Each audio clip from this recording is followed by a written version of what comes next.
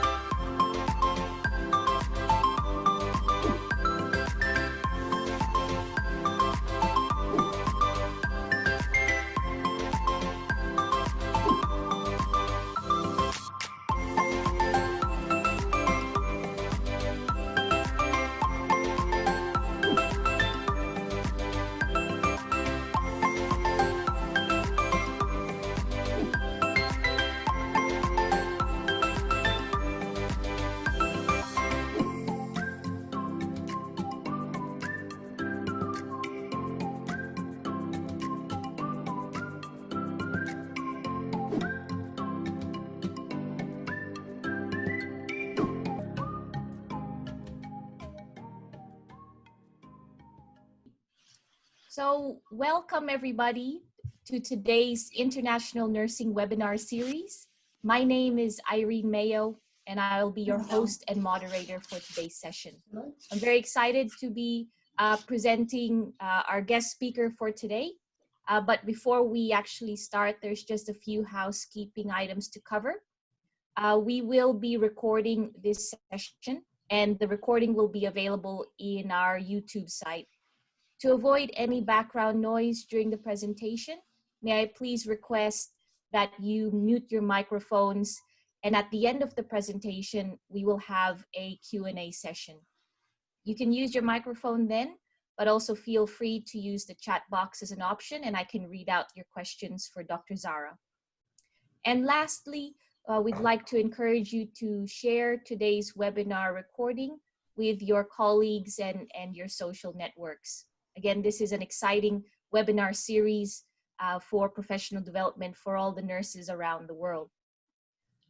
Our speaker today is Dr. Zarah Gayrama-Borines. She was born in Palo, Leyte, and she graduated first with a Bachelor of Science in Agribusiness at the Visayas State University and decided to shift to the nursing profession after 2 years of graduation. She then graduated her Bachelor of Nursing at Cebu Doctors University, and she moved to General Santos City and worked at St. Elizabeth Hospital as an emergency nurse. She then moved to Arizona and continued to work as an ER nurse there, and she decided to study further and finished her master's degree in education. She did not stop studying until she graduated her doctorate in nursing practice with an emphasis on leadership at Touro University, Henderson, Nevada. Currently, she is finishing her Caritas Coach Training under Dr. Jean Watson's Institute. Currently, Dr. Zarah is a lecturer and a course coordinator, a member of several working committees at the Nevada State College. Additionally, she is the school counselor of Sigma Theta Tau International. And today, Dr. Zarah will be presenting the effectiveness of mentorship program in the emergency department. Thank you very much, Dr. Zarah. On your side, good afternoon. Maayong hapon sa inyong tanan. Maayong maupay nga hapon na iyong tanan, mga waray-waray. And then, what else? Magandang hapon, maupay nga hapon. And buenas tardes. Mi habla español muy poquito. So, and good evening from Las Vegas with love. So I'm based in Las Vegas. It's 7 o'clock at nighttime. So I would like to share these moments with you because this is like a special moment for both you and me. And before I start, I just would like to say thank you for the Filipino Nursing Diaspora Network based in Sydney. Thank you for the members and the officers as well for the organization for giving me the opportunity. You know, Zarah Babari is aware who I am back home, and I always love to share inputs. That's why I'm an educator by heart, okay?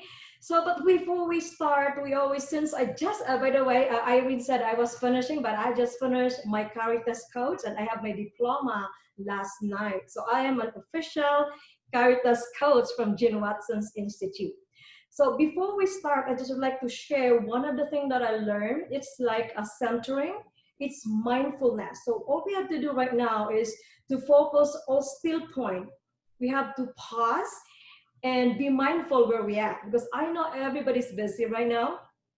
You just have most probably a busy morning. I have a busy day.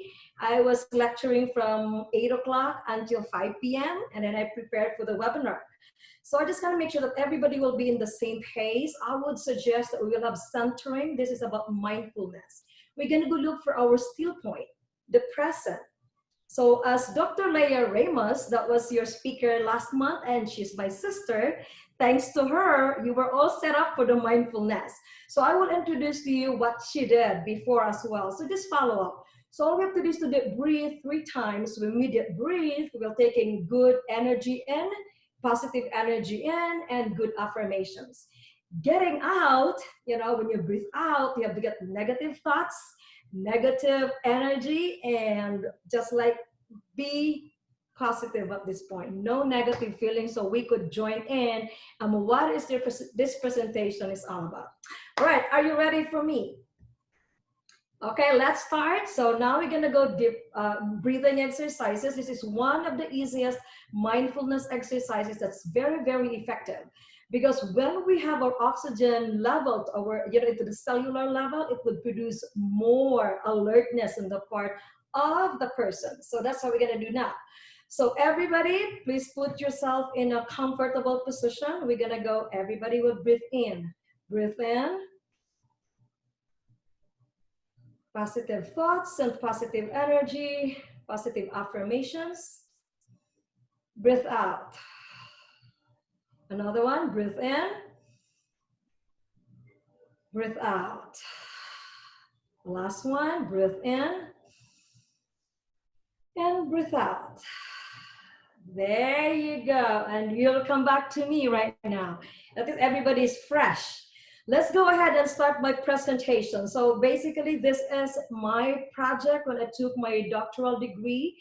It is an emergency department because I've been an ER nurse for at least 19 years.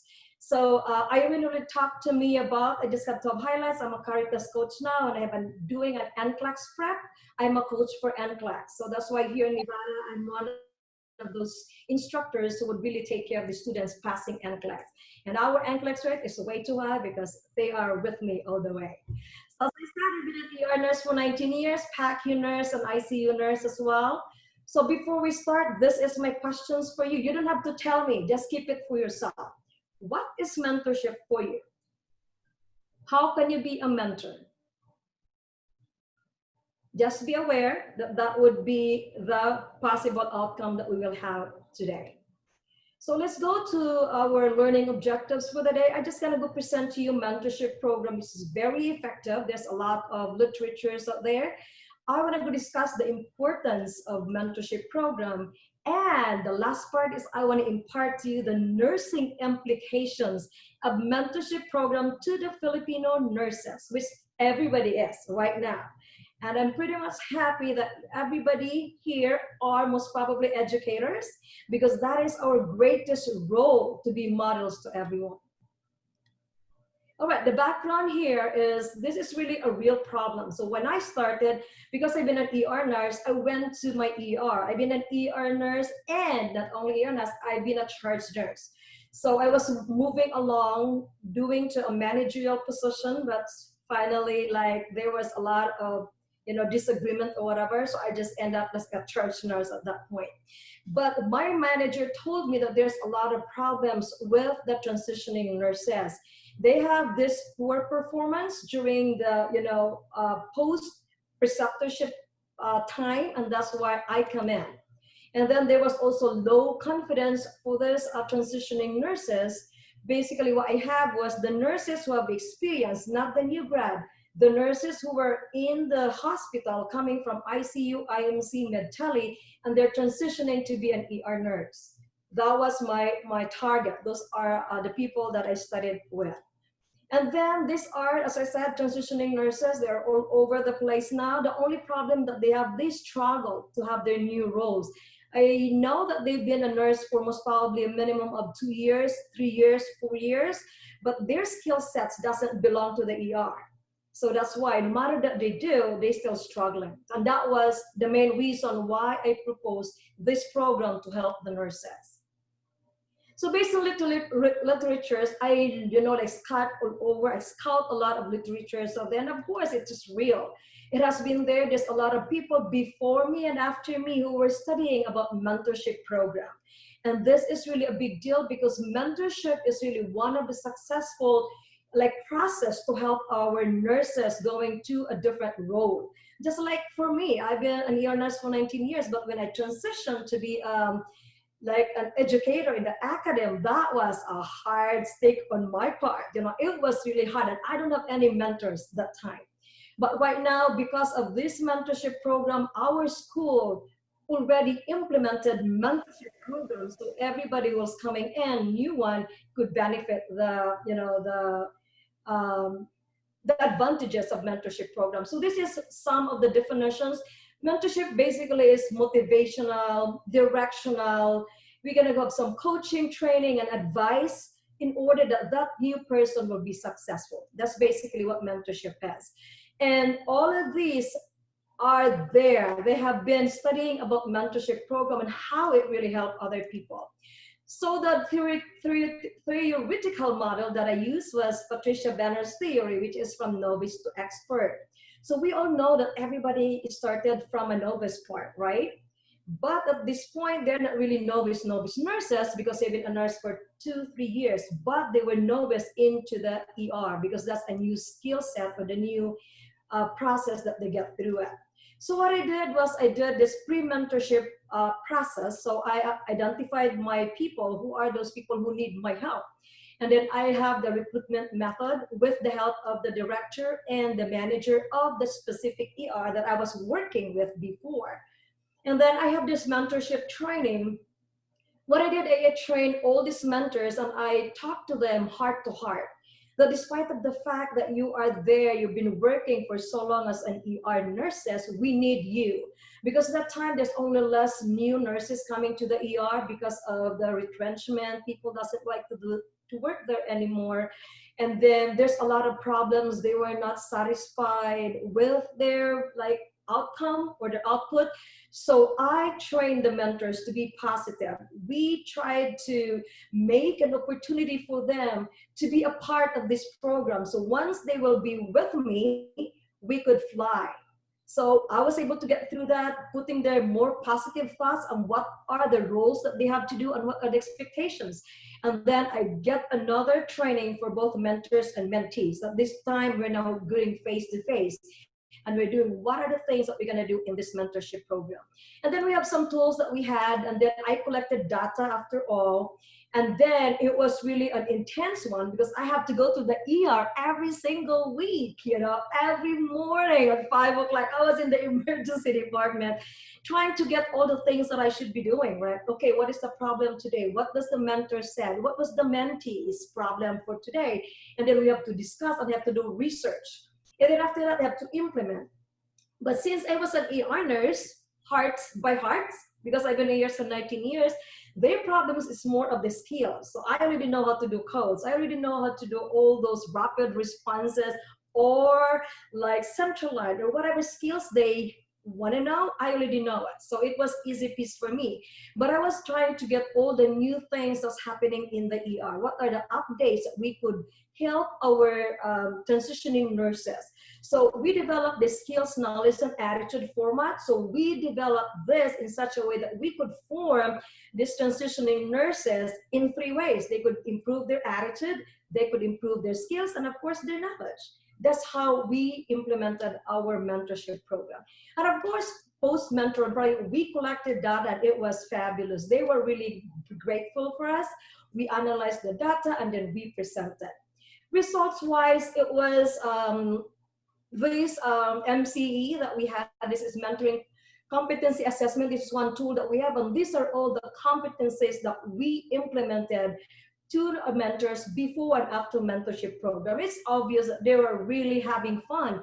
The mentors were also having great feelings because they have that responsibility and accountability towards their mentees. So at this point, the mentors are not like intimidated to ask someone because there's one person who is assigned to them. So they will not be sporadically asking somebody out there who will be the next resource. In this way, we have an agreement that the mentor and mentors should go together for 8 weeks. So it was really a good relationship both ways. So, but this mentorship program came in right after preceptorship. Remember the preceptorship? That is a different story because preceptorship is the program that the hospital implemented for the new nurses. But the problem that was happening is right after preceptorship, there was a lot of problems because by that time, they were only given 10 weeks to do the preceptorship. And guess what? This is an ER. You cannot produce that skills in the ER in 10 weeks. That's why they were having a lot of problems. And that's why the mentorship program was the best solution to help our new nurses. But we then tend to stay because we also measure this for our new nurses. There was a little bit of change, but this is just statistically wise, it is non-significant because the patients, the new grads, the transitioning nurses were already willing to stay because of the hospital has enough support for them. But because of this part in here, we had that few, at that time that we implemented, there are few parts that we missed because the transitioning nurses were less during that time. A week ago before implementation, there was 10 of them, and when I come in for this, it's only less. So it could be attributed to the number of participants that we have as well. But as a conclusion, we have a big success on that mentorship program. We were able to build a strong team because basically all the mentors and the mentees collaborate with each other. And then they talk to each other and they would help other people as well. So it was becoming a culture for the ER, and it was really fabulous. The outcome was really great. And then some of our transitioning nurses boast their confidence because now I am so confident that I could work next to my mentor. Tonight, there is my mentor. So they're always happy that there is someone who could help them in case there's some problems in between. So we have one pair of mentor and mentee that has a big, huge skill deficit because the mentee doesn't know what to do with the like medication, like a cardism drip. We have a patient who have atrial fibrillation and they don't know how to start with it because they don't have it in the floor. So the mentors come in and I came in also because I was a part of the team and we just explained to them and right on the spot, they got that. Lasting relationship because the mentors and mentees work together. Even so, right after the mentorship program, there were some mentors who went off a state. They were still there. The mentee was still asking them, mentee, because they call them, by name. So what am I gonna do with this? Because there were two parts of our mentorship. We have the face-to-face, and the second one was e-mentoring. So anywhere they could contact their mentors. So it was really a great support for the mentee, and they were so happy that there was a mentorship program, and they proposed that we should have that as a marketing tool so we could recruit other nurses to join them. And that was a big thumbs up for everyone. It was so nice that people were able to get through it. But of course, in every research that we have or any project, there's always limitations. The scheduling was there a problem because before I came in, there's some mentors that was already like their schedule to go somewhere for vacation. So I had to develop more mentors. Basically, I think I developed 10 of them, and then the mentees are 5, so they will have to alternate. So I have alternative mentors that time. And then the project is a weekly meeting. That was really hard on my part. It was just because when you come in, it's an ER. You cannot just come in and sit down. Like patients are coming in at any time, at any minute. So we cannot just grab our mentee and mentors as well. So that's just the limitations that we have. Recruiting was probably that time you have a simple, like a very tidy sample that time. And then as they said, recommendation wise, we recommended to have more like data for mentorship program. So nursing implications, this is really a big deal because this is what we got after the mentorship program. This is the first thing that we know. The people that we have, both mentors and mentors, were very optimistic because at this point they know that they could build something out of them. You know, they were confident enough to do things because they have mentors and mentee working at the same time. Self-assertiveness, of course, they know what to do now. They were so confused when they were done with their preceptorship because they don't know if the skill set they have is good enough. So with the mentors there next to them side by side, they were certain that this is the right thing to do. Critical thinking was there as well because the mentors keep on asking them, so what about this? What about that? What happened if the patient die at this point? What will you do? What is the next thing that you should do? So there was a critical thinking on part of the mentors and mentee as well. We created a good reputation. We usually heard people from eating the young, right? Sounds familiar? Ringing bells? It's always the case that older nurses would really like just snap their young ones. With the mentorship program, we reversed that. Instead of eating the young or eating of youngs, we made us feeding the youngs or nurturing the youngs because we made it accountable. There's an accountability from the experienced nurses, which are the mentors, that they are responsible for nurturing their youngs. And we convince them that we have to train them because they are human beings. They are nurses, no matter what. They could fly like you do if we will train them right. And that's exactly what happened. There was a close relationship with the older and the younger nurses. We closed the gap because we used the older, experienced nurses to nurture the young ones. So that was really a great thing that happened to this mentorship program. Unique relationship, as I said, they've been together for so long, boosted the morale of the nurses both ways because as a mentor, they were also happy that they were able to impart because also a professional development on their part, sharing what they know to the new incoming nurses. Confidence level, of course, for the mentees, they were so confident enough that they could do the job well. Professionalism was there as well because at this point, right after mentorship, they learned a lot and they know for the fact that these are the right things to do because they were guided by the mentors who are very knowledgeable enough and they have more experience doing the same thing. Positive patient outcome. Of course, if your nurses are very nice, they are very like knowledgeable, they know what to do, and of course, they will get the best care ever. All right, so once the best care is ever there for them, of course, the patients will be happy. As we said, happy nurses, happy patients. That's what it is. So job satisfaction, because the nurses were so happy that they have the mentorship program, they all stayed. When I went back there after 2 years, the nurses that I trained was still in there, and they are now mentors. They are not mentee anymore. They turn out to be mentors. And then, of course, if they love their job, they try to stay. That retention rate was high as well.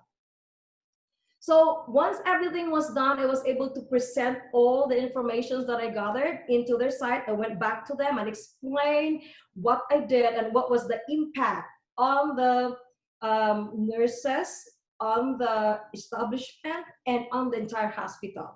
So they were happy about that. And I was also able to present it into the management team.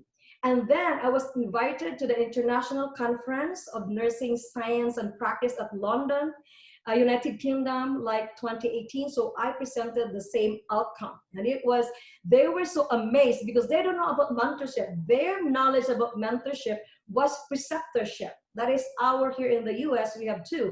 The preceptorship would come in right after when they're new. Basically, what they do is orient them into the system, policies and procedures, the skills that they don't know yet, what are the things that are expected of them as an ER. But when we go to the mentorship, that is now the real world, what is an ER nurse look like. So, and I explained it to them that there's two ways, mentorship and preceptorship are two different things. Mentorship come after the preceptorship. And then I also have this, we have a cruise that went to AIPNA, Asian American Philippine Islander Nurses Association. We went to a cruise in California and I presented the same outcome. So this is now my biggest gift for you guys. I will study here more on you because this is where my expertise come from. All right, this is what the implication of mentorship program to the Filipino nurses. I am so happy that all of us here are Filipinos. What's you, me and you look alike. No matter where we go, we have different, states, different countries, but we're still Filipinos no matter what. I am an American citizen, but my heart, my face, my accent, everything is Filipino. So I am still a Filipino no matter what, right? Okay, so talking about mentors, mentorship, and then here we created the mentor. So you as Filipino nurses, I will create a mentorship within you. I will transform you by giving you some knowledge, skills, and attitude on how to be a mentor. So I want you to have like a self-awareness that you could be a mentor right on the spot. So what are we doing as mentors? And of course, we have to go back to our self-care. Self-care, especially now it's coronavirus pandemic, all right?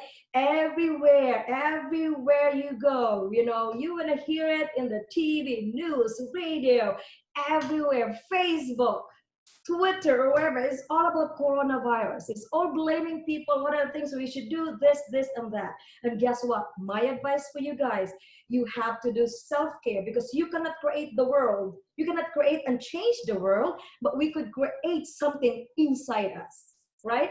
Self-care is basically taking care of yourself. That's exactly what it is, self-care. So what are the self-care that we're looking for this pandemic? We're going to build our immune system. No matter what, you will be exposed. I will be exposed. We're going to go out to the community. We go to the grocery store. We go to our appointment. We go to the school. Everybody has it most probably. We don't know who is who. But the only thing that you could do right now is build your self-immunity. So your immune system should be there. How can you do that? Take your vitamins. Take your minerals, zinc, walk. Do a good night's sleep.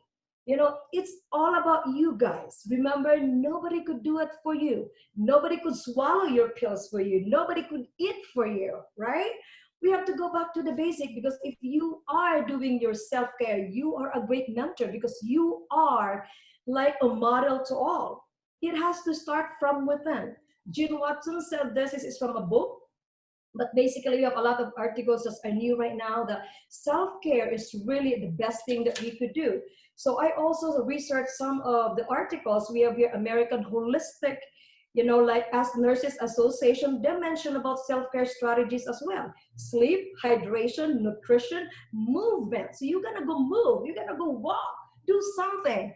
Zumba, yoga, or whatever it is, to make sure that you are healthy enough.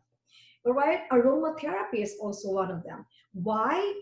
Because if you will have an immune system that's really great, no matter what virus comes into you, you will be safe. Okay? So that is one thing that we should be doing. And just like the thing that we have to do in the airplane mode, before you put oxygen to other people, you're gonna go put your own oxygen. So that is self-care. So once you got it in, put it to others, and then you're safe. You're happy, they're happy, everything will be happy. Same thing as we have to do, get to the basic. If you are a mom, you're a nurse, you have a different roles, right? If you will have a good self-care, you will take care of your family, and then you will be safe because you are healthy enough to show your family that you are great as well, and your family will follow you. Perfect example in my case, I am an advocate for self-care. I do walk, Zumba, yoga, whatever I want to do. I have it every single day. I have to take my vitamins. Guess what? My kids are doing the same thing. They exercise. That's why I have a mini gym in our home. So at least they could exercise as well. That is self-care. That is us being models. We are mentoring other people because we could see it from us, okay? What else can we do as mentors? We have to do trainings, journal, go for webinars, and this is one of the perfect thing that we're doing right now, webinars. You know, this is an evidence-based practice. What are the current things to do? Dr. Kaputi mentioned that in our certified nurse educator training. Exactly the same. We have to do trainings. Journals is the best one because that is a lifelong learning. As educators, we would never stop learning. Life must go on. There's always current and there's always like practices from before and it's not applicable for now anymore. So there's evidence-based practices out there that we should take care of. So we would know and we could share those knowledge. This is basically now our knowledge that we could share to other Filipinos out there. Of course, we have to share the practice because we know that if we will not share what we know, it's not gonna go, it will not become out right, most probably. So knowledge is power if you share it. If you just gotta go have all this knowledge in this world and you just keep it for yourself, it would not suffice. I do understand that everybody is different. There is no monopoly of knowledge. There are things that you know that I don't know. And there are things that I know that you don't know. That's why we have to have these webinars, trainings, reading journals, because there's a lot of things to do. If you will tell me that you know everything, I would not agree with that. Because there is no monopoly of knowledge and there's a lot of things to learn, okay? So all we have to do is to keep bringing ourselves to be like knowledgeable, skillful, attitude-wise. If we have the right training, you will have a right attitude as well, okay? So mentorship program, I would say because of the project that I did and the readings that I did, the literatures, it would produce a quality care. You can't imagine how can we impact lives of people. Each Filipino right now, we are actively working as nurses. And did you know that all over the world, how many nurses there is? That's why the Philippines is one of the countries that could support more qualified, good nurses, compassionate nurses all over the world. I just have an article that I read before even I start this webinar. It was from the New York Times. They mentioned that 16% of the nurses here in the USA are immigrants, which I belong. I migrated there 19 years ago. And then they mentioned that 1/3 of the 16% are Filipinos. So we are all, most probably everywhere you go, there is a Filipino nurse, okay? If we will replicate the population of the US, put it to Australia, put it to Great Britain, put it into the Asian countries, there is a lot of Filipinos out there. So that's why one of my mentors in the Caritas team, he asked me if I could train people. I could train like other Filipinos to be like mentors to others. So you would be effective enough to give like what you know to other people as well. So you can imagine if I will mentor one, right? And then that person will mentor another, it could ripple to the different kinds of Filipino nurses all over the world. And guess what? If everybody will have a quality care, that would impact the care, the nursing care, and the patient care all over, right? That's how powerful we are, Filipinos, because we are great nurses. And we are everywhere too, not only, like nursing profession, we are great. Look, we have beauty queens all over, right? We have Manny Pacquiao. We are all over the place, okay? But my goal today is just to boost our ego and our morale as Filipino nurses because we are there. And people are looking at us because they know that we are qualified, competent, and very passionate nurses. For instance, here in Las Vegas, I've been going to different places, like 10 of them. Every floor I have to go, there's always Filipino nurses. So even in UMC is one of our county hospital holy. This is a best place to go. So you have to just most probably get a Filipino flag out there and it will be Philippines. So I could even see some friends out there, they are white, they are Caucasians, they are like Mexican, they speak Tagalog. They would say, oh, magandang umaga po. But, of course, the accent is white. So I go, how did you learn all of this? It's because they got a lot of Filipino nurses out there. And that's exactly what I'm telling you right now. If we could impact life right now, we could ripple this mentorship and being a good mentor to everyone, and we could touch the world. It would be a patient care globally. If we could produce that, that would be the greatest thing that we could contribute as Filipino nurses. All right, so this is me now. This is, Dr. Watson with me. So this is when I trained first, way back in November. So this is our training for Caritas coaches. And of course, Dr. Watson is one of the theorists that we have for nursing. And they're talking of self-care. So I just gonna go back on what are the things that we could do because we are nurses. And as I said, we have to go back to self-care.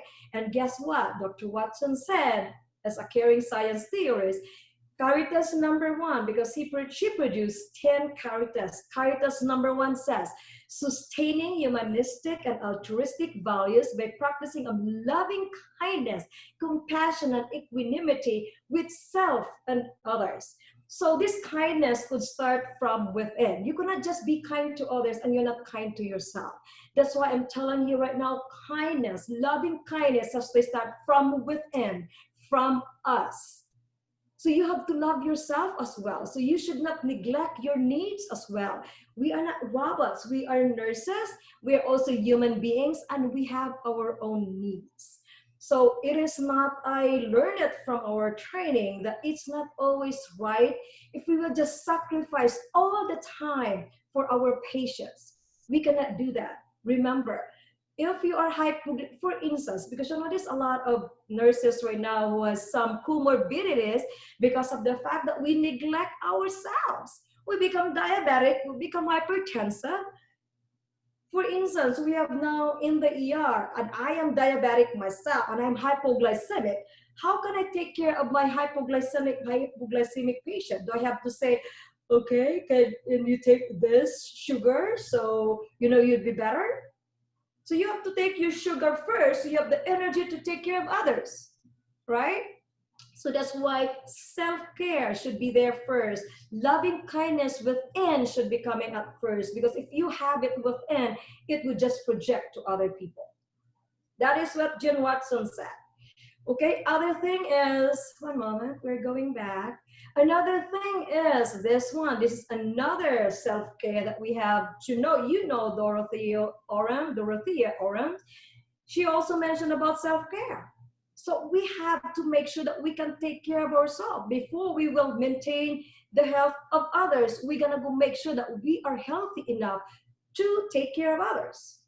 Perfect example, if you are a single mom, and then you're just taking care of your kids, going to work, and then going to, doing other things, community services, and you're not taking care of yourself. Guess what? If you'll get sick, who will be affected? It's your family, it's your work, because you are sick now and you cannot go for what you're doing because you cannot take care of others at this point. You cannot, because you need help for yourself as well. So that's why self-care is really, really important. And I'm an advocate for self-care. And lastly, Abraham Maslow. We know about all of these physiologic needs. We need to breathe. We need to eat. We need to go to the bathroom. Just like if you are, like for instance, we have here Myla Babati. Please, if you are working and then it's time for you to go for a break, you're gonna go to the restroom, you have to. Most of the people would say, I was a church nurse before this. I don't have time to eat. I don't have time to go to the bathroom. Guess what? That's physiologic needs. You have the same needs as your patients.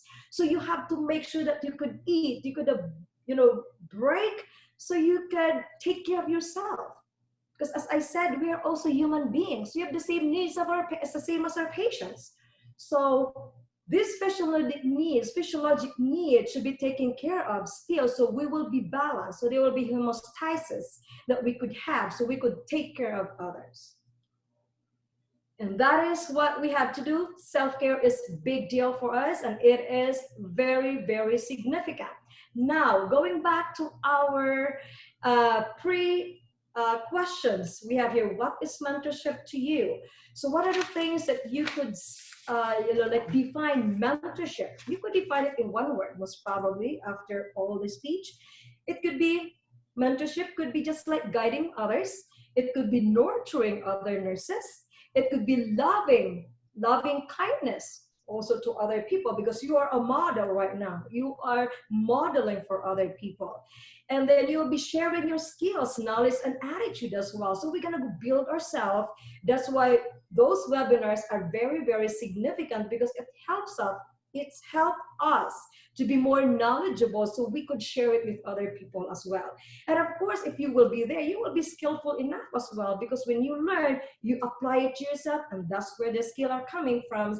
And there were some like behavioral changes, because you know now what to do.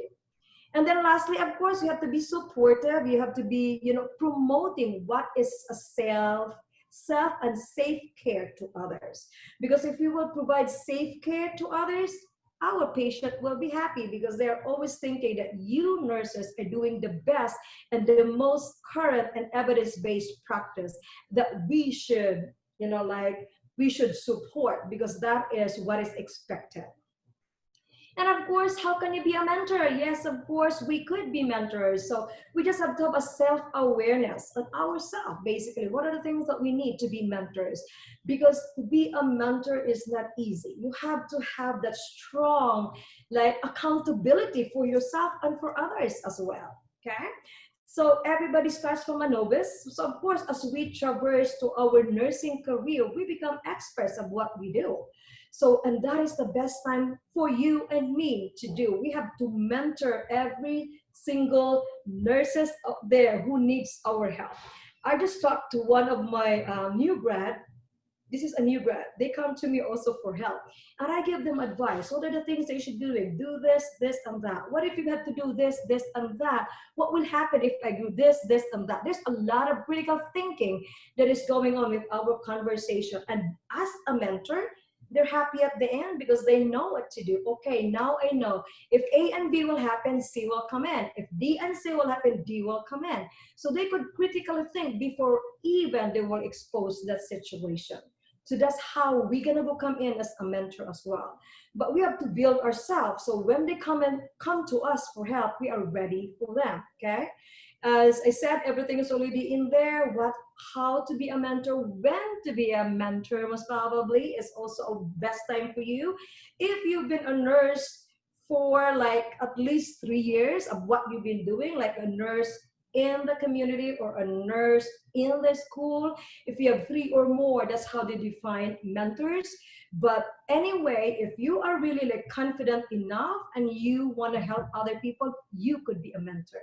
So as I said, if I will mentor one, right, and then that mentor of mine will also mentor 2 or 3, and the 3 or 4 will mentor the 5, 6, 7, and 10. So you can just imagine how many people would benefit from the mentorship program. Simple things. We could be mentors. All right, that's all that I have for today. Thank you so much, and I'm ready for any questions. Thank you very much, Dr. Zarah. That was a very enlightening presentation.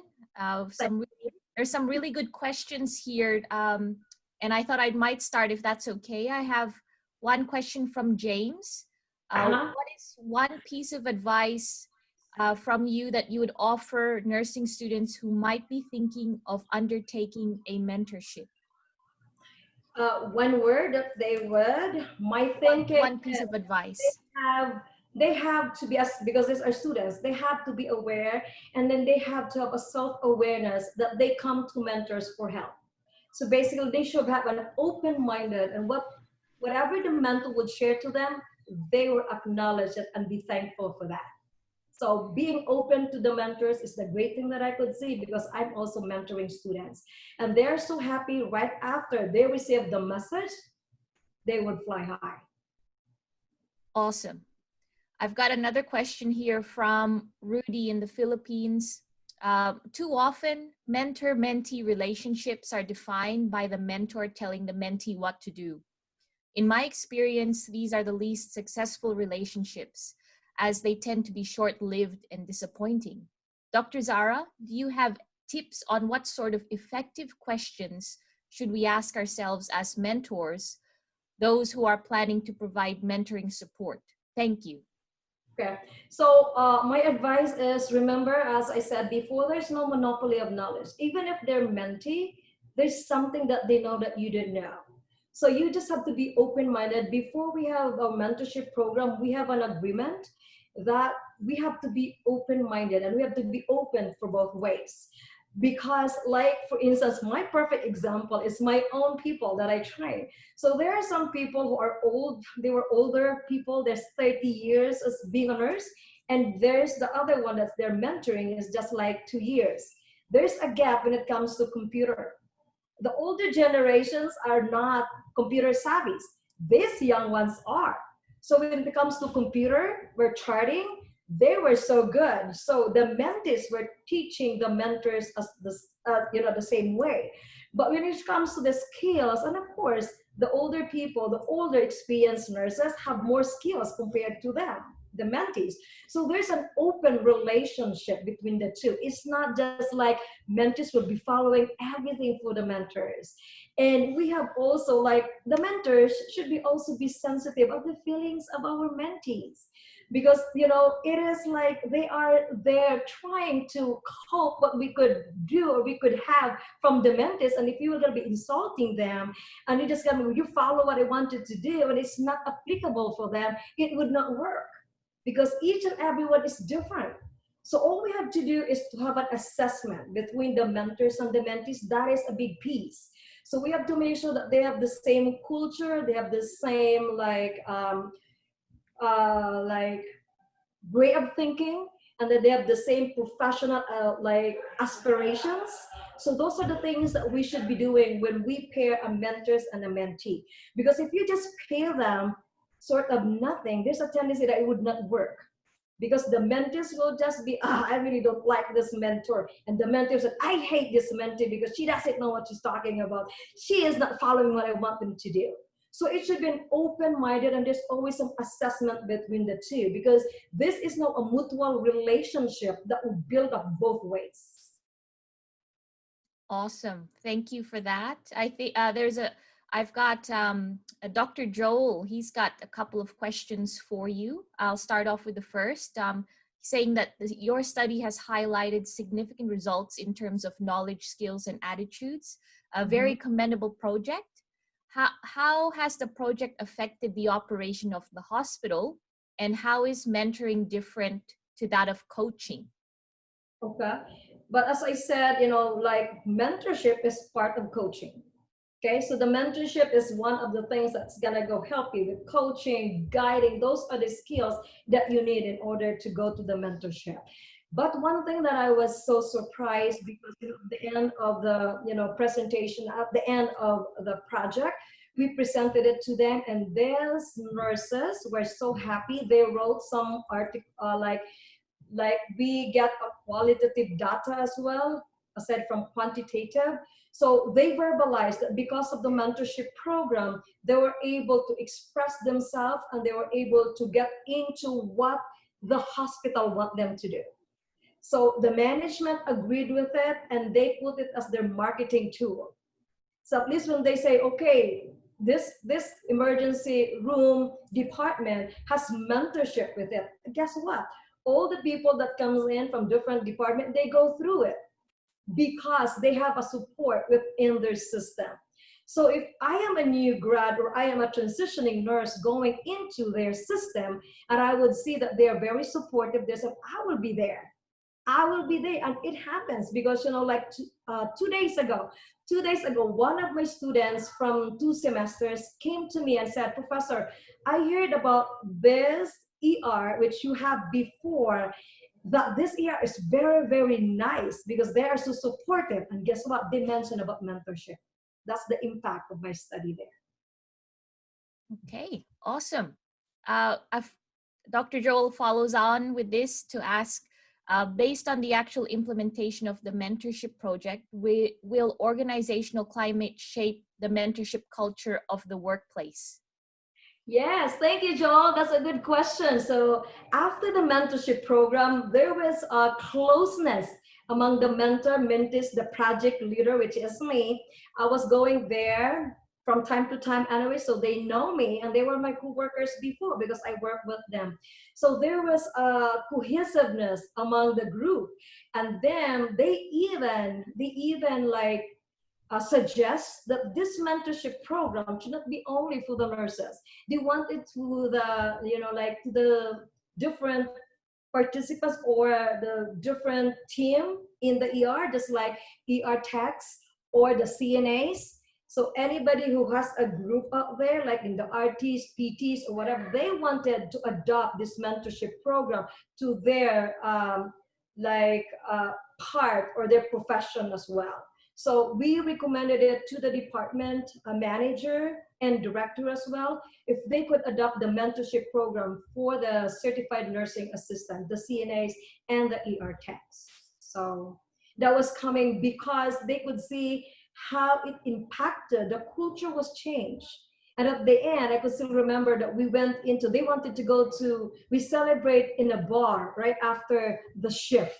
So they were just, oh, okay, this is really cool. And I was really, like, the impact was great. So it was affecting the entire ER, was really having fun with this mentorship. So. Some really positive stuff there. Hey, just traveling throughout, not just the level of the RNs. Yep, exactly. That's what they said. We should, because the CNAs were there and looking at us. What are they doing? Why is it that they're so close? Why is it that this mentor and mentees are always, like they are close? You can just imagine, we implemented it for 8 weeks. So the mentors and mentees, their patients are back to back. They're close to each other. So for instance, the mentee will be 1 to 4, 4 to 8 would be the mentor. So basically, if there's some problem with the mentor's patients, the mentee will come in, and it's reversed. If the mentee is having problem, the mentor will go in too. So there was really collaboration, there was teamwork, and there was support. So it was just a great impact for both. And the other parts of the ER, we're also looking at it, wow, and observing it, that, wow, this is really something that we should most probably do. So. I've got here Dr. Nenita. She's asked, based on your reviews of literature, is there a prescribed or recommended period for mentoring? We have difference when we go in there and I search, there's a different kinds of mentorship, but there's one that I really like, a year. So they have get a year mentorship program that's very intensive and most probably much better, because ours, I cannot implement that because I have to graduate, remember? I have to graduate. So mine was only like 8 weeks, and there's also like 6 months, and the average was 6 months. 6 months is the average, but the most that I saw was a year. But as I said, it created a lasting relationship, even so that they're not together. They will still have relationship as mentee and mentor. No matter what, the mentees are there or outside the state or everywhere, maybe different world right now, they will still have some cohesiveness. The relationship was still there. So, but the average that they have is 6 months. Great. I think there is, for me, listening to the presentation as well as the questions, there is a lot to say about continuity and support, because new grads, they get a lot of support in their first year, but then there is also definitely what I hear you saying is mentoring after new grad is just as important, particularly in a fast-paced, complex environment like the ER. So it's great that there is that for those who have finished their first year of nursing. And that really impacted us because most of the mentorship program were designed for new grads. But in our hospital, this is already a new grad residency program.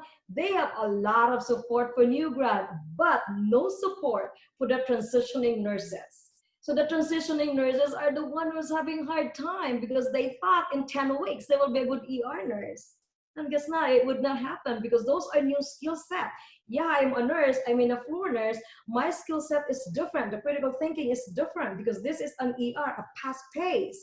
So you gotta go train your skills as well as going back. So that's why Patricia Benner's theory is really like effective, because we accepted that now I'm in a different department and I'm in a different world, I have to start as a novice.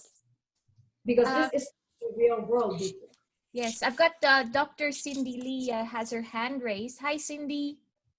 Hello. I just wanted to actually just ask a question because of your very impressive talk, Dr. Zarah. Thank you very much for that. And it highlighted really the impact of the very positive impact of having good mentee-mentorship relationship in any clinical specialty area, I would imagine. So most definitely in the ER department. So we can see that you have even illustrated to us how it has actually improved the clinical skills, the leadership and management, and even the self-care as well as care for others in the workforce or whatever. I'm just thinking of another aspect of our nursing role in general, and this would be not necessarily in academia, but also in the clinical setting, which is transforming all of these achievements that we have into publication or reports that we can share to a wider nursing audience, which could be replicated even by our less resourced Filipino nurses. Yes, I would agree. Thank you. That's it, Miss Cindy. I could go in now. Yes, I'm Cindy. Yeah, thank you so much, Miss Cindy. I really agree with you because I'm reviewing now for the certified nurse educator. That's exactly what they want us to do because we know all of these researches that we have. The only thing that we could replicate this more is to do a publication. This mentorship right now is on the process of publication. So, and they emphasize that everything that we have, everything that we created, everything that we observe should be shared out there. Because if you will not share it, nobody knows about it. And guess what? Nobody would take advantage out of it. But doing like publications, journals, presentations, webinars are the best thing that we should be doing. We should impart, and we are really true, 100%. We have to do that. That's why I'm always willing to, serve as a speaker to talk about mentorship. I've been invited many times. I really wanted to make sure that this project that we have could be applied anywhere. It could be even in our day-to-day living. It's not about clinical. It's all about our life changing. So, and we also in our Caritas are encouraged right now to write some journals on how we go through it, so at least we could publish it. Publication is the best thing to do because it could be there for years.